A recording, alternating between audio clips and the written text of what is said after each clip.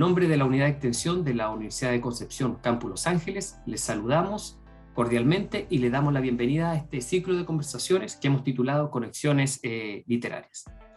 En esta ocasión, nuestra invitada es la abogada Constanza Valdés Contreras, con quien conversaremos sobre su texto. Acá lo tenemos. Se llama Un cuerpo equivocado, identidad de género, derechos y caminos de transición. ¿Quién es Constanza? Constanza es una activista trans, feminista e integrante de diversas organizaciones sociales que trabajan por los derechos humanos de las mujeres y de las comunidades LGBTIQ+. Constanza fue la primera mujer trans de Chile en exponer ante la Comisión Interamericana de Derechos Humanos y la Corte Interamericana de Derechos Humanos.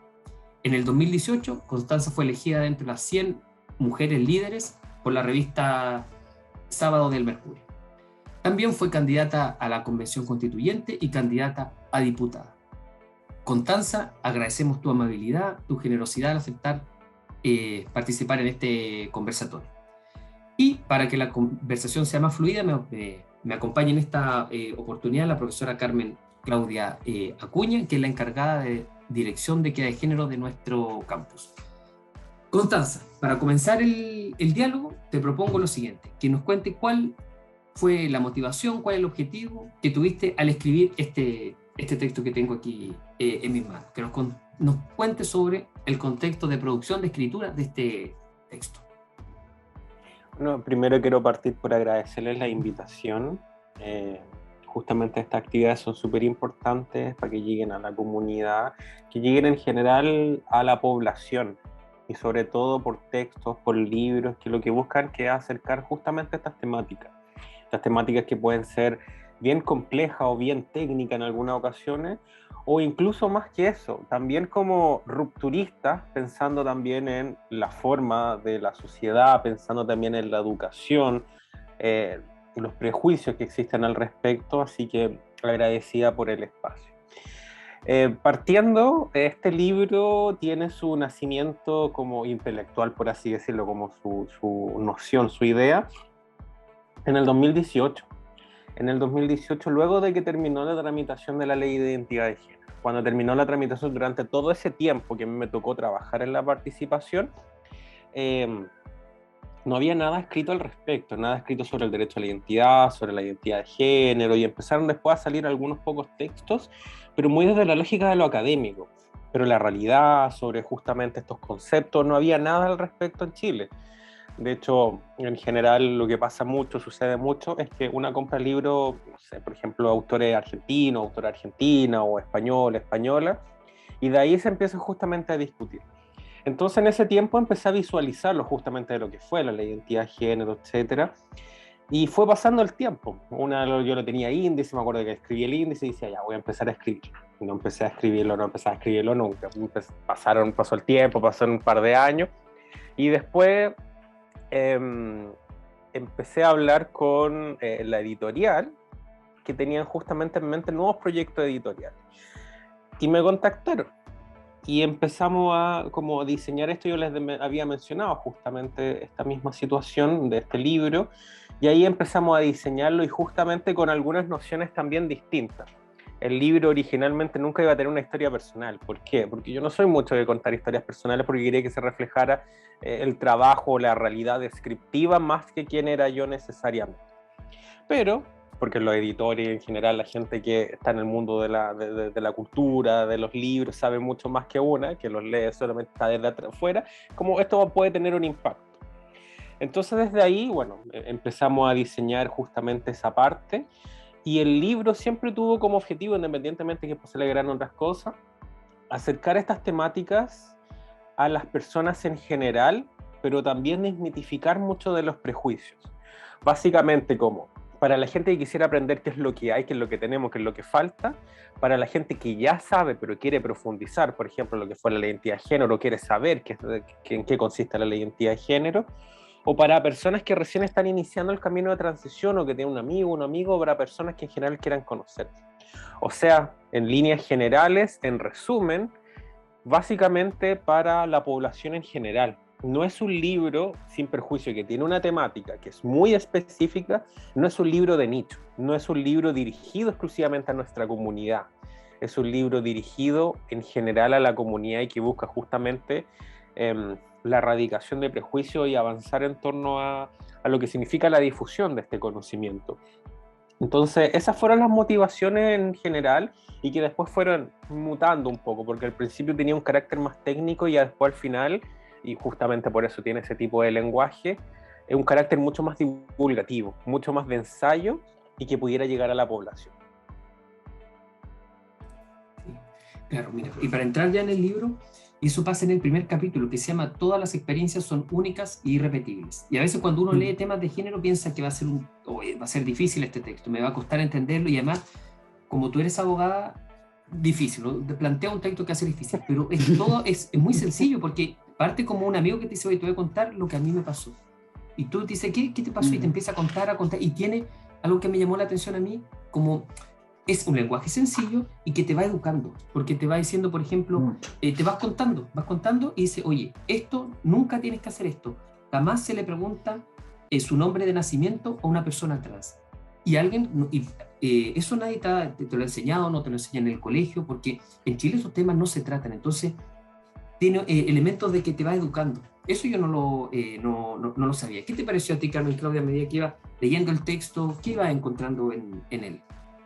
Bueno, yo en realidad quiero agradecer esta oportunidad porque me sirvió para leer el libro de Constanza, lo tenía ahí en mi listado de alguna vez, ¿no es cierto?, leerlo, pero me pareció lo mismo que a Pablo, un libro de verdad muy bueno en términos de su testimonio y de alguna manera hacer recoger una crítica que tú haces en el libro cuando dices que se habla del tema trans, pero desde la academia, es decir, de personas que no son trans, así como desde afuera.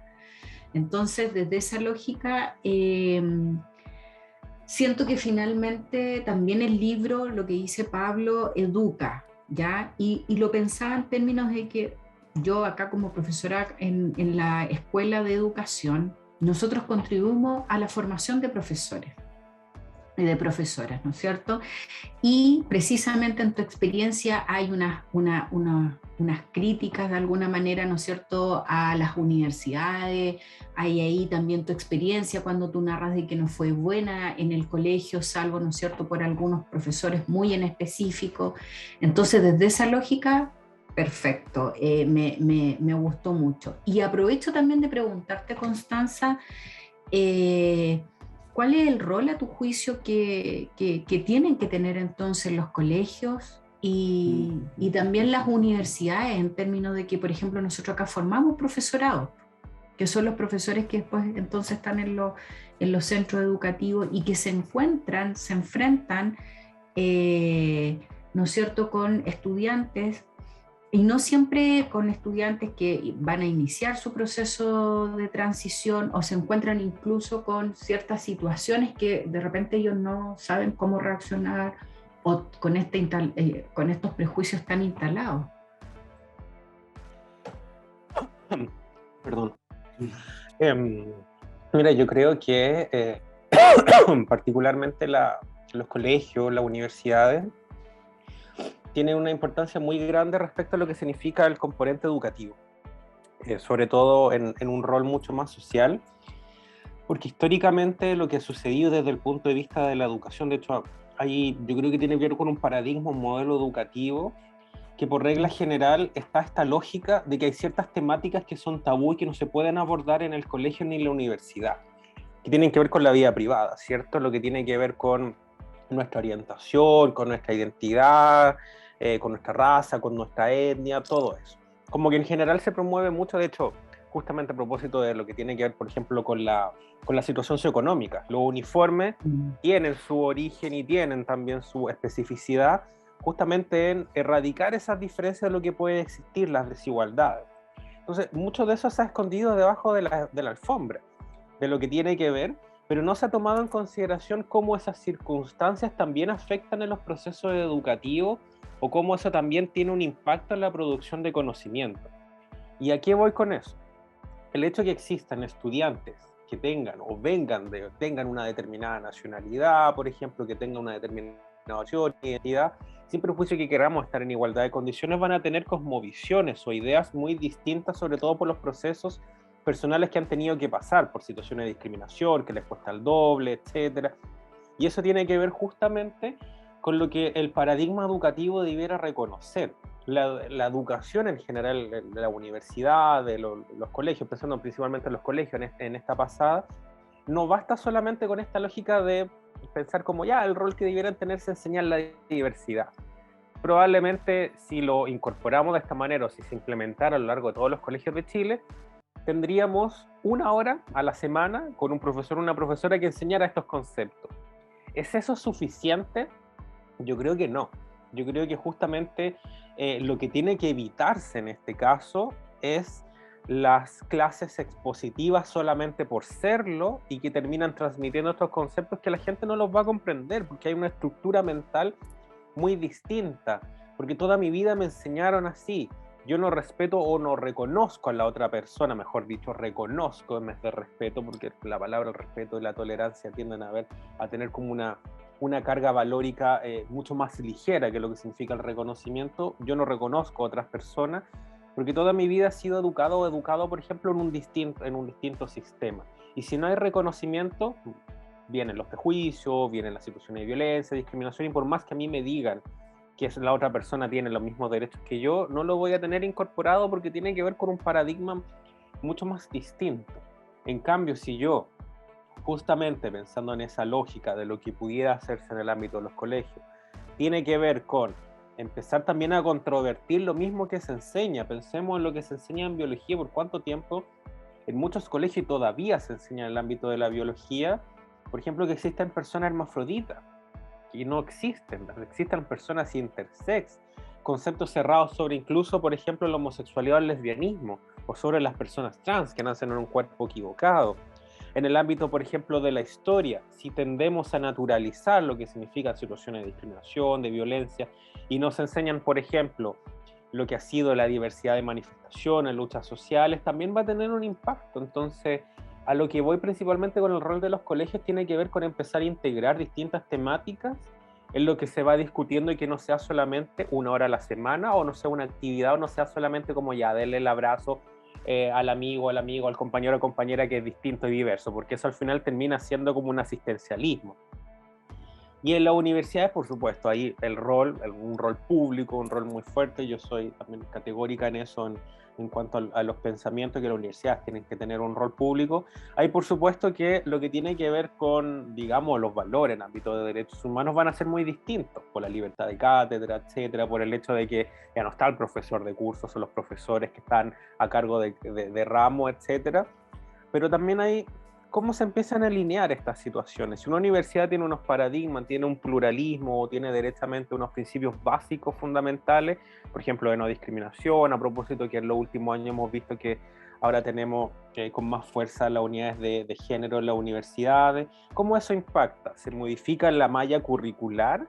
¿Se modifican justamente los principios generales de lo que tienen que tener las carreras? ¿Va a ser un electivo? Yo creo que justamente lo que tiene que avanzarse es en torno a las modificaciones de las bases curriculares, pero también las modificaciones de la producción del conocimiento.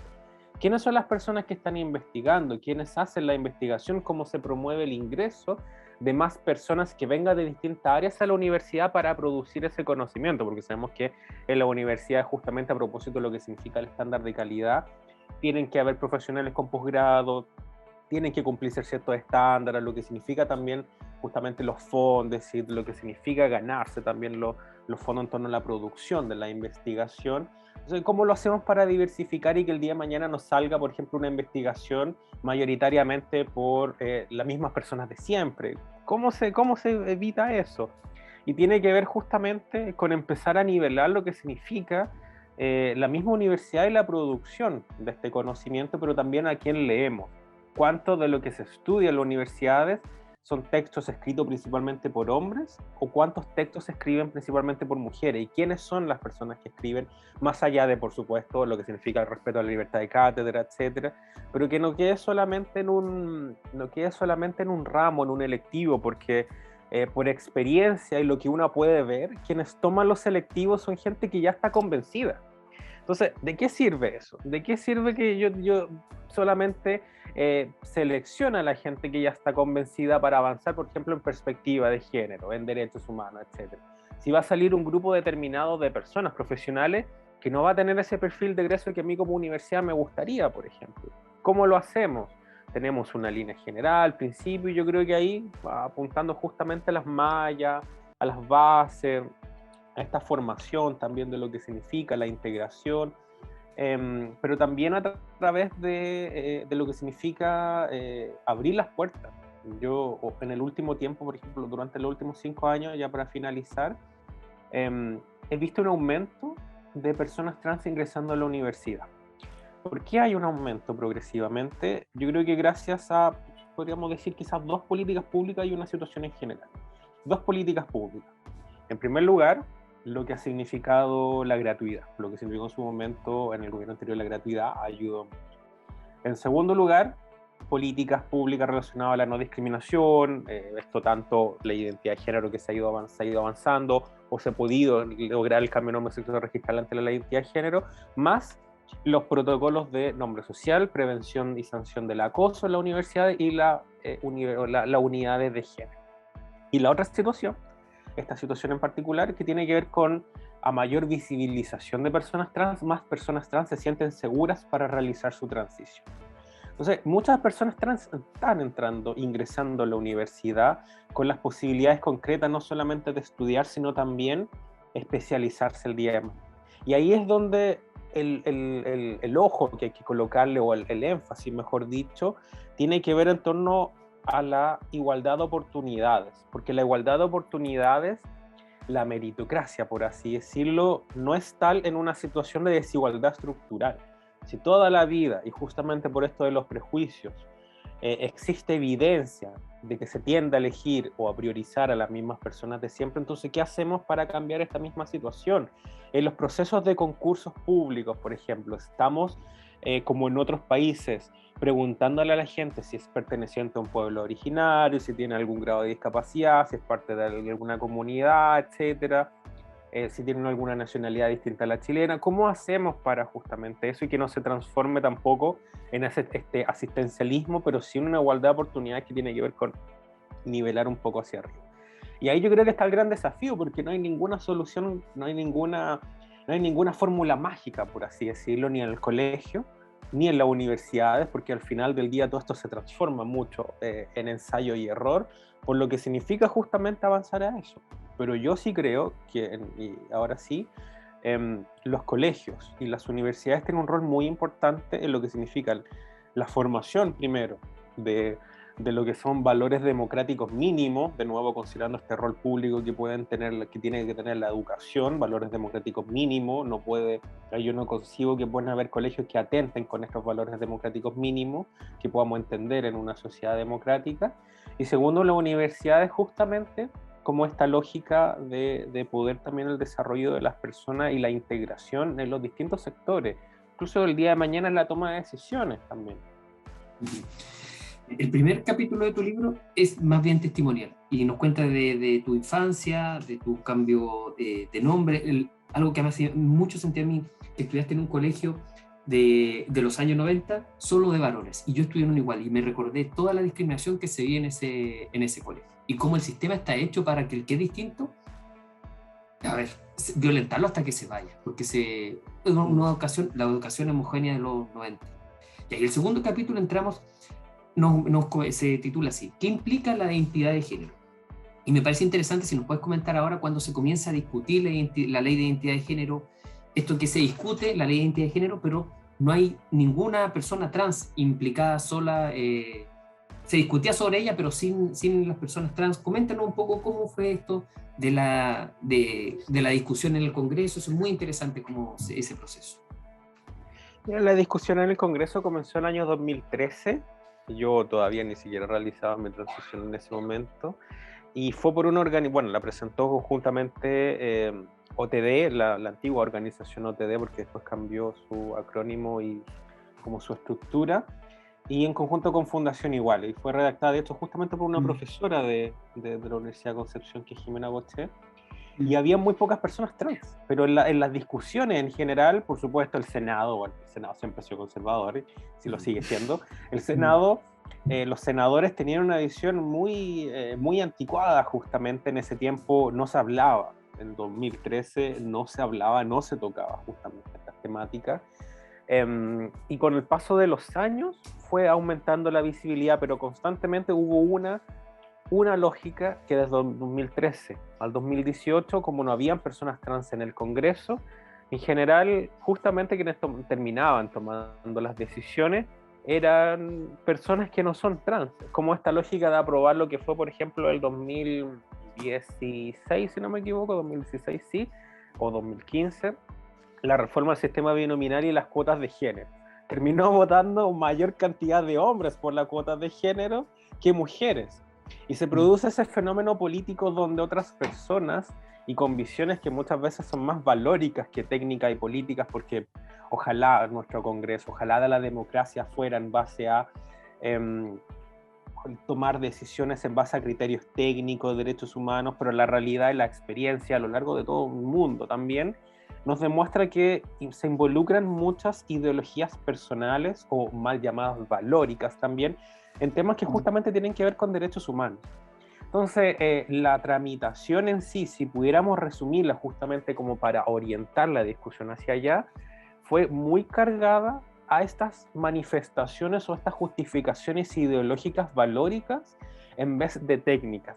Y también hay algo súper importante ahí que tiene que ver justamente con cómo la ciencia o el conocimiento también se pone de parte de eso, porque también habían profesionales de la salud, o sea, que estudiaron, que pasaron por todos los procesos, que investigaron, pero con ese sesgo a tal punto de justamente querer plantear una base conservadora, una base moral, con argumentos completamente científicos. De hecho, hubo varias, por ejemplo, no voy a dar nombres, por supuesto, pero habían profesionales de la salud que justamente hacían énfasis, o por ejemplo, la misma senadora Jacqueline Van Rysselberghe, que es psiquiatra, que ya tenía una postura, una tesis, que ya ni siquiera es adoptada, que ya ni siquiera se acepta, que incluso por parte de las escuelas de psicología, o lo que significa también la psiquiatría, se ha ido erradicando. Entonces, de ese punto de vista, la tramitación en sí no estuvo marcada por, yo creo que tenemos que mejorar esto, etcétera, sino los mitos y prejuicios que existían en torno a las personas trans. Coloco ejemplos concretos. La cantidad de veces que se podía hacer el cambio de nombre, sexo registrado. Otros ejemplos concretos. Los requisitos para acceder a este reconocimiento de la identidad.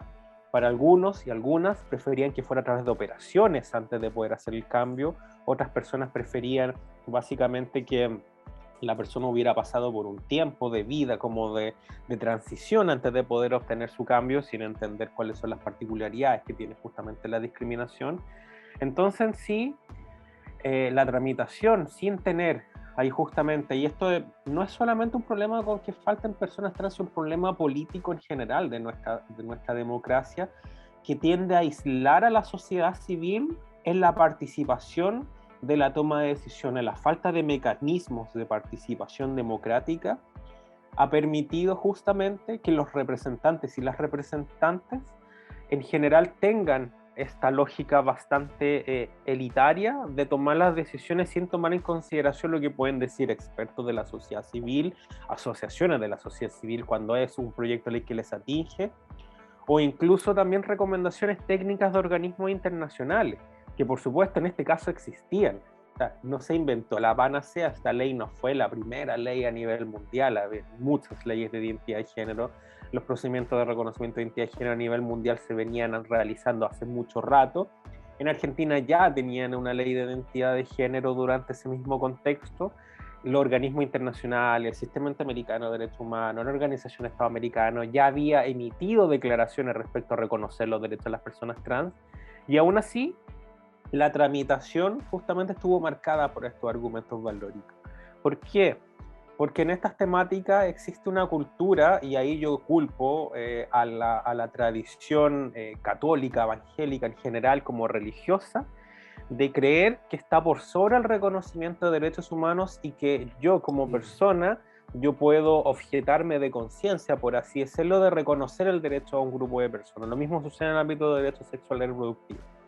Y esto es a raíz, por supuesto, una sociedad, una cultura que ha estado muy, yo creo que no es exclusivamente desde el punto de vista de lo que sucedió en dictadura, tiene que ver con esta nula separación, a pesar de que formal, del Estado y la Iglesia, pero que ha marcado muy fuertemente a la sociedad chilena. Entonces, esas diferencias se involucran en la política y es un fenómeno muy poco estudiado, porque al final del día, por más que podamos ver que las cosas avanzan, todavía sigue existiendo mucho prejuicio, mucha resistencia, y esas resistencias tienen que ver justamente con estas cargas valóricas, en lo que tiene que ver. Entonces, la tramitación estuvo muy marcada por eso, y yo creo que van a seguir estando muchas tramitaciones, y eso también no... Por eso decía que el libro busca no solamente ser un libro que hable sobre la persona trans, sino también hacer esa analogía respecto a que este mismo libro se puede replicar en torno a, o esta misma discusión y reflexión se puede replicar en torno a muchas otras donde sucede exactamente lo mismo. Carmen Claudia. Gracias. Estaba escuchando atentamente lo que decías, Constanza, me hace mucho sentido también en materia de otras discusiones que han habido en nuestro país y que finalmente, ¿no es cierto?, se dan, me acordaba, ¿no es cierto?, por ejemplo, en la discusión acerca del aborto, donde finalmente siempre en los paneles y en las discusiones habían puros hombres y nunca estaban, ¿no es cierto?, las mujeres presentes, por ejemplo, en la que se me viene a la memoria. Te quería llevar a otra pregunta que tiene que ver con tu activismo, que te hemos visto, ¿no es cierto?, en redes sociales. ¿Cómo ha sido esto de ser una activista en este tema, Constanza? ¿Cómo lo has llevado en la vida diaria? ¿Qué ha significado? ¿Qué ha significado también para la visibilización del tema? No sé si pudiese profundizar un poquito en eso. A ver, han pasado, muy parece como el inicio de un meme, han pasado 84 años, pero han pasado 6 años desde que, casi 7 ya, desde que, bueno, comencé mi transición y empecé en el mundo del activismo. Cuando yo inicié, bueno, nunca pensé que iba a terminar en el ámbito de la política también y todo eso. Una de las cosas que uno se da cuenta, sobre todo introduciéndose a este mundo o de las discusiones políticas, que yo era muy ingenua también, lo acepto, porque al principio yo pensaba que todo el mundo, o en general, por ejemplo, las tramitaciones legislativas, la gente tenía conocimiento de estas temáticas. Y después yo me sorprendía porque era como, oye, pero no, como no saben, era como, no saben. Entonces, tiene mucho eso de lo agraz, de lo que significa el desconocimiento en general de quienes toman las decisiones sobre estas mismas temáticas. Y la otra parte que es dulce, donde tú también vas notando los cambios en la sociedad, en los cambios en la visibilización. Hoy día, por ejemplo, basta solamente con ver redes sociales. Yo me acuerdo que en su momento, cuando me metí a redes sociales, 2015, 2016, no era un tema que se discutiera tanto. Muy pocas personas trans tenían cuenta de redes sociales y lo declaraban abiertamente. Y hoy día tenemos más personas en la calle también. Por ejemplo, vemos a muchas personas que andan con banderas trans, por ejemplo, o que directamente en los espacios te dicen que son personas trans, y ha habido un aumento de la visibilización al respecto. Ahora, eso por supuesto también tiene costos. Los costos, el desgaste, porque el activismo no es algo que tú haces 5 días a la semana y el sábado y domingo te echas para atrás y descansas. Es algo que generalmente estás en todos los días de tu vida, que algo involucre una situación en particular por ser una persona trans, las maneras que te relacionas con la sociedad. Entonces, algo que se transforma casi desde que te despiertas hasta que te duermes. Porque el solo hecho, te pongo un ejemplo concreto, el solo hecho de ir a la playa, por supuesto no en un anuncio de tsunami para que la gente no haga eso, el solo hecho de ir a una playa, la gente te puede quedar mirando si tienen una corporalidad muy distinta, el hecho de, por ejemplo, la voz, cualquier situación en concreto puede generar una situación de incomodidad, una situación de discriminación o incluso violencia. Y a la otra parte también justamente del activismo es cómo se plasma es lo que significan las decisiones. Y ahí yo creo que esa es la parte más cruda y más cruel de lo que es el activismo, porque en gran parte una termina chocando constantemente contra la pared y espera también lo que son estos cambios de gobierno, estos cambios de mentalidad, por así decirlo, que en verdad no son tantos cambios de mentalidad, sino son coyunturas políticas, en las cuales vamos avanzando en un momento y en el otro nos estancamos mucho más. Por ejemplo, cuando fue el cambio de gobierno de Michelle Bachelet a Sebastián Piñera, estuvo justamente esa incertidumbre. No estaba en su programa de gobierno, sabemos quiénes forman parte de la coalición que estuvieron constantemente boicoteando el proyecto. Entonces, ¿qué va a suceder? Al final terminó aprobándose con varias modificaciones, lamentablemente, pero terminó aprobándose. Y en ese mismo sentido, el activismo, lo que ha significado, tiene que ver mucho con esa lucha constante en contra de, no es contra de un grupo de personas, tiene que ver en contra de una ideología conservadora que busca completamente lo contrario a ti, que tú no tengas el reconocimiento de derechos. Entonces se transforma en una pugna donde no hay punto de encuentro, no hay ningún punto de encuentro. Lo mismo tiene que ver con derechos sexuales reproductivos. No hay un punto de encuentro entre quienes dicen que no debieras tener acceso a los mismos derechos sexuales reproductivos por muchos mitos, prejuicios, etcétera, y otras que sí. Y que no existan puntos de encuentro, lo que genera es justamente esa polarización y complejidad también de los debates, porque los argumentos no van a ser técnicos por parte de quienes buscan justamente el reconocimiento, o sea, el retroceso, o que no se reconozcan. Son generalmente de nuevo asociados a esto porque la evidencia científica, por regla general, justamente avala esto. Entonces, eso tiene que ver justamente con el activismo, con esa parte donde por más que tú hayas leído lo que leas, por más que te llevas toda la evidencia científica, no van a cambiar de opinión. La única manera de que puedan cambiar de opinión, y esto lo aprendí a la mala, muchas veces con la sensibilización, con lo que significa la empatía, con lo que significa ese lado humano. Sí, yo soy crítica respecto a que eso no debiera ser, porque lo que debiera primar tiene que ver con esta racionalidad, la toma de decisiones, pero existe. Y ahí es donde en el mundo del activismo se ve esa lógica, se ve esa parte muy emocional como para generar esos cambios. Entonces, ha sido, de nuevo, ha sido muy entretenido, muy desgastante, también gratificante en torno a la gente que te agradece, a la gente que te escribe, que te saluda, etcétera. Pero también es agotador en el sentido que no es algo que se acabe, no es algo que tenga fecha de término, es algo que es constante y que una lo va a terminar haciendo. Por supuesto. Probablemente esté en el cajón.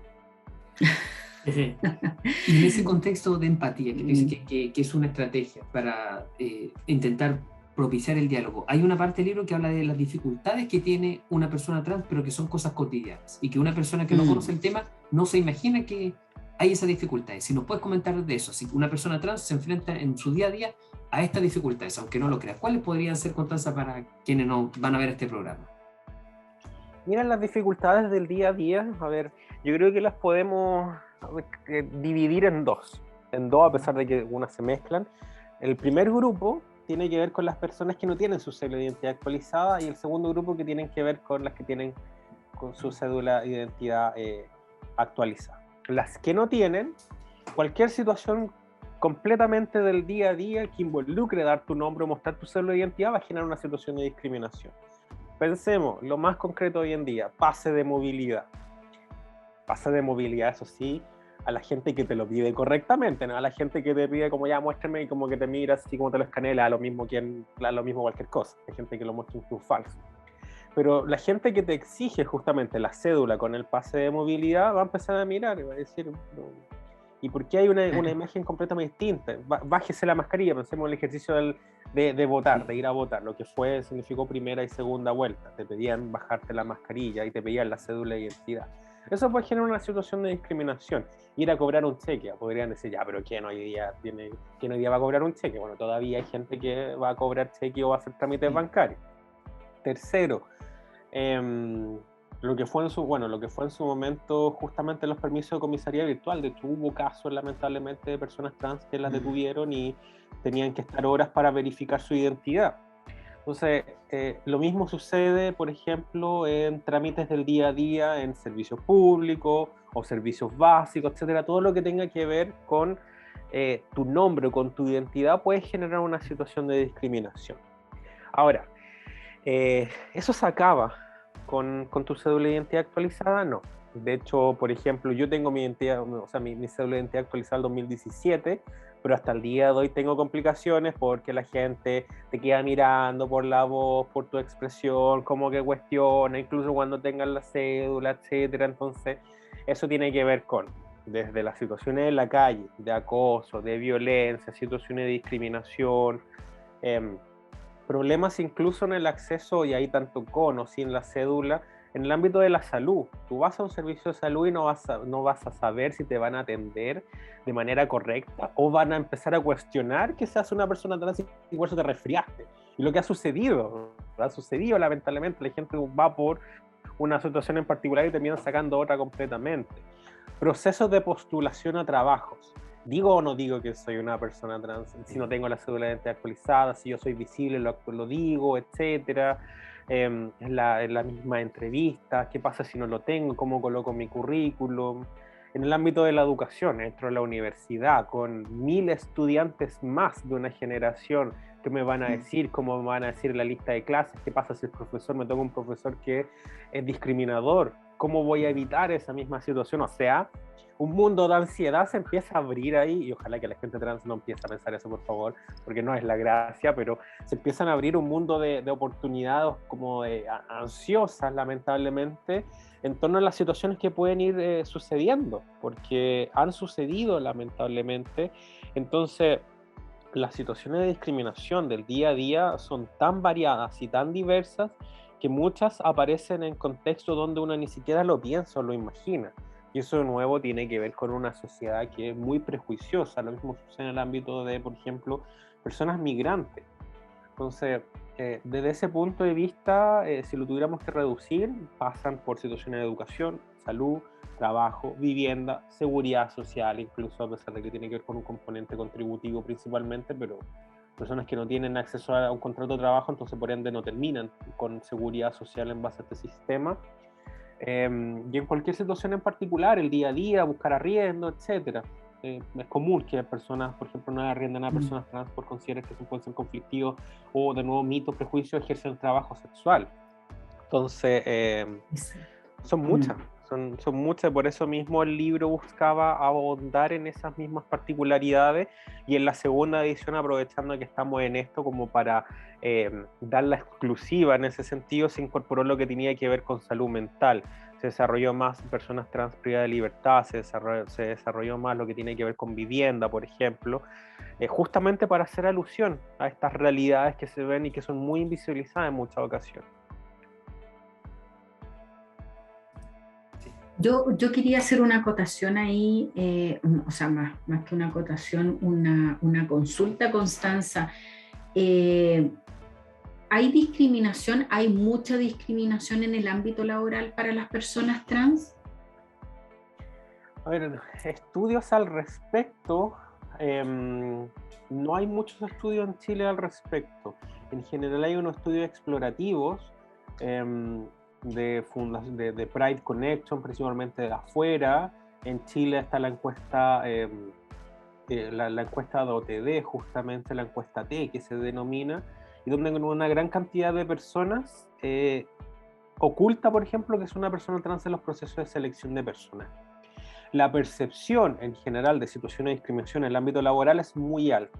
No hay instrumentos que puedan medir justamente la cantidad o las situaciones de discriminación que se generan, por ejemplo, en el ámbito público versus el ámbito privado. Ahí hay un mundo que está muy ausente, lamentablemente, pero sí hay una discriminación fuerte, porque no solamente vemos también en los efectos de lo que ha sido la pandemia y de lo que ha sido también la búsqueda misma de trabajo, pero también justamente por el hecho de que hay muchos prejuicios por parte de empleadores y empleadoras para contratar a personas trans, partiendo desde lo básico. ¿A qué baño va a ir? ¿qué uniforme le vamos a dar? O sea, preguntas que pueden ser de perogrullo, pero que les complican. Y en tercer lugar, como, ya, pero van a generar quizá un clima difícil, o sea, la van a discriminar, todo, ¿para qué va a contratar a una persona trans y va a dar más problemas? Entonces, por eso hay empresas que dicen que contratan a personas trans y tienen como esta lógica, pero se produce el otro efecto. ¿Cuáles son los puestos de trabajo disponibles? Retail, sueldos mínimos, las 45 horas, lo que significa básicamente como ese trabajo como que en general es muy rotativo. Comida rápida. La comida rápida en general tiene una tasa de rotatividad increíble por lo que significan los esfuerzos y las situaciones, pero son empresas que en general ofrecen estos puestos. Pero donde no hay justamente estas oportunidades, entonces toma de decisiones, direcciones, jefe de departamento, etcétera. La administración pública, de hecho, ni siquiera hay un protocolo respecto a lo que significan personas trans. Va a depender de cada servicio, no hay nada al respecto. Siempre el juicio de que hace un tiempo Servicio Civil incorporó a los procesos de selección de personal como para postular, incorporar el nombre social. Pero más allá de eso, no hay nada. Y entonces, sin duda hay una discriminación bien fuerte justamente ahí. Ojalá pudiéramos bajarlo a muchas cifras concretas, pero no hay muchas cifras concretas, lamentablemente.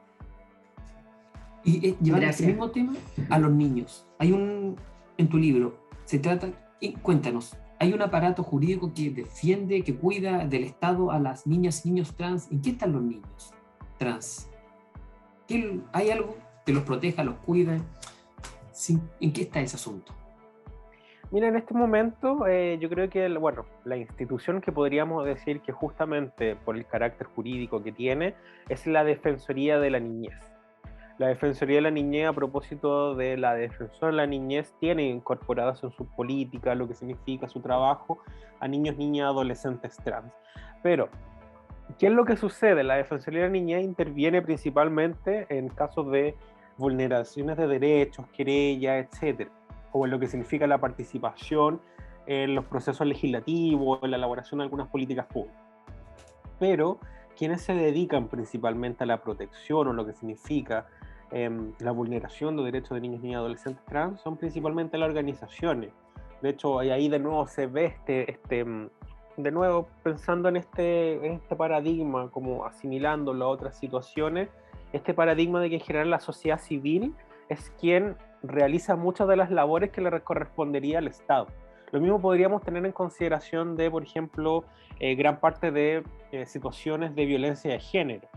La mayor cantidad de personas, organizaciones, o en este caso, que se dedican a eso, son justamente organizaciones de la sociedad civil.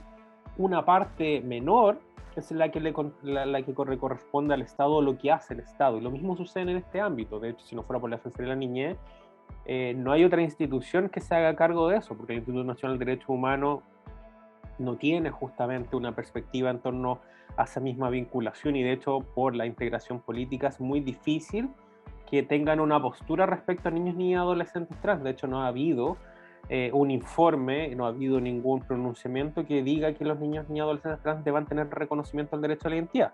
Por de nuevo, una institución de carácter mucho más política que lo que pudiera ser técnica en ámbito de derechos humanos, que es un poco contraproducente. Entonces, por regla general, las organizaciones de la sociedad civil es quienes prestan esta asesoría, acompañamiento, ayuda, derivaciones, y el Estado en sí podríamos decir que a través de los policlínicos de identidad de género en el ámbito de salud, pero siguen siendo insuficientes, son muy pocos lamentablemente, o muy pocos profesionales que están capacitados en ese mismo contexto. Entonces, de esa manera podemos decir que hay una gran ausencia de reconocimiento, y de nuevo, no solamente pasa, porque acá es súper importante puntualizar las generalizaciones, no solamente pasa porque hay una ausencia de reconocimiento de derechos de niños, niñas y adolescentes trans, etcétera, sino porque tenemos un sistema que no protege adecuadamente los derechos de niños, niñas y adolescentes en general. Que hay un sistema muy adultocéntrico donde no tenemos garantías, donde la Convención de Derechos del Niño no ha tenido una adecuada implementación, y todo se reduce a judicialización en tribunales que incluso, que a pesar de que puedan tener especialización, tampoco tienen muchas veces en consideración estas concepciones muy distintas, y son pocos los jueces y las juezas que han ido avanzando en torno a eso. Yo creo que vamos a ir como avanzando en torno al cambio de este paradigma dentro de los próximos años con este cambio en proceso constituyente, con mayor participación ahora justamente de adolescentes y con visiones distintas. Yo creo que eso va a permitir un poco el cambio, pero hasta el momento, de nuevo, la sociedad civil es quien se hace cargo principalmente de estas mismas situaciones. De hecho, Sename, ya para finalizar, no tiene protocolos en torno a niños ni adolescentes que se encuentren en residencias. No hay nada, absolutamente nada. Sí. A ver, entonces hay un gran vacío en todo en torno a todo esto. O sea, nos damos cuenta que están en un limbo en el fondo muchas las personas trans. Es así, Constanza, entonces que no hay leyes que los protejan, leyes que los visibilicen. ¿Está ocurriendo eso realmente entonces? Sí, lamentablemente en gran parte eso significa que hay un limbo en torno a estas mismas situaciones, que no hay un reconocimiento adecuado. Y además que justamente no hay prevención, siempre se actúa en base a los casos que sigan, las situaciones que ocurren. Por ejemplo, hace un tiempo en una charla que me tocó dar, una trabajadora de un centro del Sename me comentó que un niño trans había estado ahí justamente en residencia y habían abusado de él. Y aún así, pese a eso, nunca existió no existió un protocolo, nunca se pensó en torno a eso. Entonces tienen que ocurrir situaciones varias veces para que tengan que empezar a normarse, para que tengan que empezar a prevenirse estas mismas complejidades. Pensemos en personas trans de libertad. Durante 2016-17, bueno, históricamente, lamentablemente, muchas personas trans fueron, de hecho todas, si no me equivoco, eran internadas en centros penitenciarios masculinos, lo que provocaba situaciones de violencia, situaciones de discriminación, más por supuesto que el trato de los gendarmes en Chile es histórico, de que no es muy agradable. Entonces habían muchos recursos de amparo en torno a esta situación. ¿Qué pasó? Durante años, a propósito de estas situaciones, se generó un protocolo que de hecho menciono en el libro, que tiene que ver con este reconocimiento de la identidad de género, que estén en otros lugares, que el cateo, la búsqueda, por ejemplo, sea realizada por personas con su misma identidad de género, si son mujeres, que sean mujeres gendarmes, no vayan a ser hombres, para evitar justamente esas situaciones de acoso o de abuso. Entonces, constantemente ha habido un limbo en muchas situaciones donde hay que estar exigiendo, luchando y lamentando las situaciones para que pueda hacerse algo al respecto. De hecho, podemos ir más. Durante el contexto del 2019 aproximadamente, 2018-2019, pregunté a las universidades en general por solicitud de transparencia cuántas tenían protocolo de nombres sociales. Ese tiempo estaba terminando la repetición de la identidad de género, etc. Había muchas universidades que me respondieron que no tenían. Y era como, oye, pero es que están esperando, o sea, están esperando que exista una situación de discriminación para que puedan tener un protocolo, o están esperando una situación de acoso, porque también pregunté si tenían de acoso y abuso, y algunos me decían, no me acuerdo ya el nombre, pero definitivamente no era acá por si acaso, me decían que estaban trabajando en ello, y era como, oye, pero vaya feminista, ¿cómo nos van a estar trabajando en eso recién? Entonces, se ve que hay una cultura chilena, de nuevo en torno a todo eso, una cultura política, burocrática chilena, de actuar cuando las cosas ya suceden, no prevenirlas. De hecho, todos los hitos políticos de corrupción en nuestro país han sido eso. ¿Por qué tenemos probidad administrativa? Por el MOPGATE. ¿Por qué tenemos tantas leyes en algo? Porque pasó algo. ¿Cómo les colocamos a las leyes? Le colocamos nombre.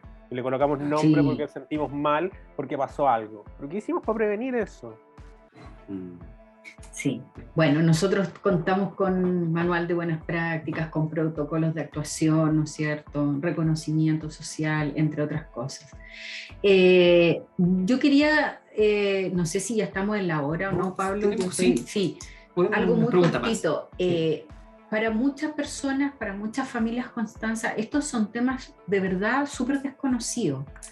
Les son ajenos, quizá los ven en los medios de comunicación, pero no conocen a nadie, no tienen a ninguna persona cercana que haya pasado por procesos de transición, y la verdad es que de repente se encuentran con situaciones, estoy pensando, ¿no es cierto?, mamás, papás con hijos pequeños. ¿Qué recomendación darías tú una recomendación para aquellos padres, aquellas madres que ven, porque lo voy a expresar así, con mucho respeto, ¿no es cierto? Pero que hay algo que es, no sé si decirlo, como algo pasa con su hijo o con su hija y ellos mismos no saben quizás cómo actuar. Cuando estos hijos, estas hijas, ¿no es cierto?, van creciendo. Se supone que un papá o una mamá debería conocer a sus hijos, pero no siempre es así. ¿Qué recomendación darías tú? A ver, yo creo que la primera recomendación es que no juzguen o no evalúen o no generalicen situaciones en particular que pueden ser muy distintas o complejas y generalizarlas a una situación como en este caso que son una persona trans. Quizás lo dije de manera compleja, pero lo bajamos mucho más concreto. Lo bajamos mucho más concreto. Vi a mi hijo jugando con maquillaje. Pensamiento generalizado. Es una niña trans. Vi a mi hija jugando con una pelota. Es un niño trans. Durante un tiempo hubo un aumento exponencial de consultas a psicólogos y psicólogas por esta situación. Entonces mi primer consejo es: no se asusten por esas cosas. Los roles de género, los comportamientos, las conductas no definen la identidad de género de nadie. La única manera de saber y de evaluar y justamente también ver cómo proceder es si su hijo o hija o hije justamente empieza también a conversar, a verbalizar o incluso a manifestar a través de dibujo, de distintas formas, que pueda haber esa diferencia entre la identidad de género y el sexo asignado al momento de nacimiento. Y ahí creo que es súper importante, en primer lugar, hablar. Si no se puede hablar, justamente entregar también la libertad en torno a ese mismo concepto, porque el concepto del género para niños y niñas es mucho más fluido de lo que entendemos los adultos en general. ¿Por qué? Porque ya nos criamos, tenemos estas normas, creemos que algo es de niño, otro de niña. De hecho, quienes transmitimos que es de niño o de niña son los adultos. Exacto. Al final terminamos siendo quienes les ponemos esa reja a niño y niña.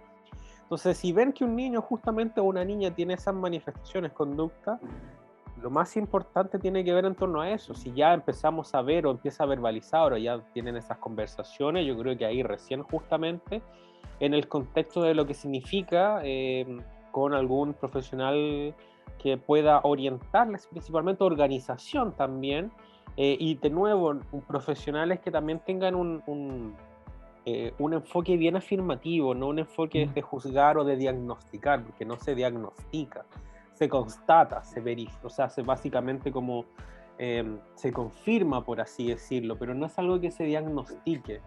Entonces, en ese sentido, yo creo que mi principal consejo a padres es que si ven eso, yo creo que no preocuparse y también empezar a ellos a instruirse, porque si se empiezan a preocupar es porque tienen mitos, porque tienen prejuicios.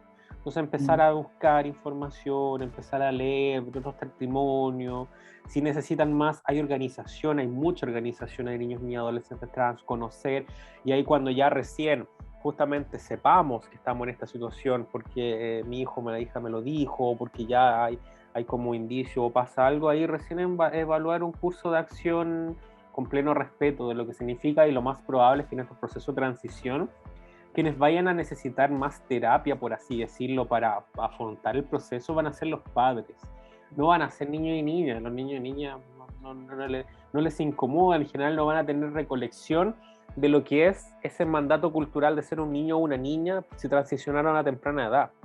Pero ¿a quiénes les va a costar acostumbrarlo por esta lógica de, tengo un niño, una niña, el mandato, yo quiero que haga esto, etcétera? Van a ser los padres, porque hay conjunto de expectativas que mueren muchas veces ahí, por eso es un proceso de duelo. Entonces mi consejo sería principalmente eso, obviamente sin ser psicóloga ni nada, pero mi consejo sería eso, con tomarse las cosas con calma y de lo que significa esto, que puede ser muy cliché, pero el amor condicional, incondicional en torno a la hija o al hijo. Gracias. Bueno, y para ir terminando, el último capítulo de tu libro se llama ¿Hacia dónde debemos ir? ¿Qué crees tú? ¿Hacia dónde debemos ir? ¿Y qué esperas tú respecto de la Convención Constituyente. ¿Qué expectativas tienes en torno a estos temas, a la redacción de la nueva Constitución? ¿Cuáles son tus esperanzas de un nuevo Chile? Eso en el fondo. Yo creo que hacia dónde debemos que ir tiene que ver con estas ausencias que dejó la ley de identidad de género, el reconocimiento de niños y niñas, personas no binarias, avanzar en salud, educación, trabajo, vivienda, violencia, discriminación, estadística, o sea, saber, eso es súper importante para elaborar políticas públicas. Y eso tiene que ver con leyes, tiene que ver también, por ejemplo, con el cupo laboral trans, que pasa en el otro ámbito, sin esperar que justamente sea como esta lógica de buena voluntad de que las instituciones empiecen a incorporar a personas trans. Y en torno al proceso constituyente, yo creo que ahí va a estar una de las cosas más importantes para poder sentar las bases principales de lo que es el reconocimiento de los derechos en general de las personas de una arista mucho más social, pero también en torno a lo que tiene que ver con la no discriminación, la violencia, entender que la discriminación y la violencia no es un problema privado, no es un problema entre dos personas, es un problema público. Y asumirlo, como enfrentarlo como un problema público, lo mismo pasa en la violencia de género. La violencia de género es un problema público, no es un problema privado. No es violencia intrafamiliar, es un problema público. Y si lo enfrentamos como un problema público, como un asunto de interés público, entonces el Estado tiene que hacerse cargo de esto.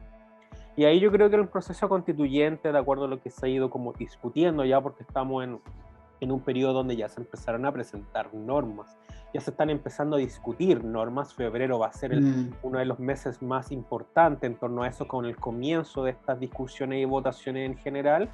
Vamos a empezar a ver cómo justamente estas visiones, a propósito de lo que fue la elección, con estas nuevas reglas, paridad, escaño reservado, más independiente, etcétera, que muestran esta visión también de lo que se quiere en esta nueva constitución y hacerse cargo de los problemas, sin ser una lista de supermercado, una constitución que siente las bases generales.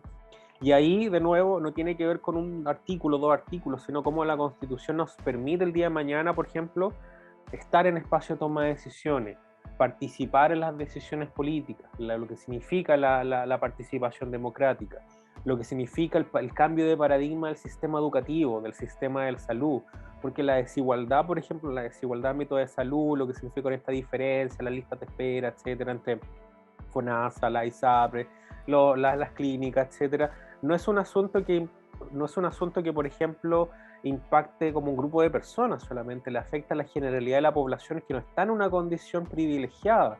Y ahí es donde los grupos desaventajados, personas de la diversidad, migrantes, etcétera, están justamente en esa desventaja. Entonces, entender de que la desigualdad es estructural, sin perjuicio, la desigualdad generalizada, sin perjuicio que haya grupos que tengan mayores condiciones de dificultad o condiciones como complejas para acceder al reconocimiento de esos derechos. Entonces, al final, una constitución que se haga cargo de las problemáticas sí o sí va a terminar beneficiando, y ahí es donde también hay que hacerse cargo de cómo beneficia a esos grupos que aún tienen más complejidades para acceder al reconocimiento de esos derechos. Y ahí es donde se incorporan estas perspectivas, la perspectiva de género, la perspectiva de derechos humanos, cómo le damos distintos enfoques.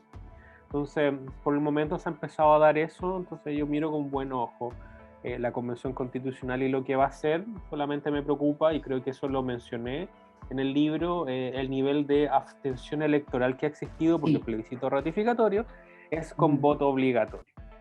Y eso va a tener un impacto en las campañas del terror, los mitos, prejuicios, y eso indudablemente va a ser un tema. Lo mismo que pasó en las elecciones presidenciales en la segunda vuelta.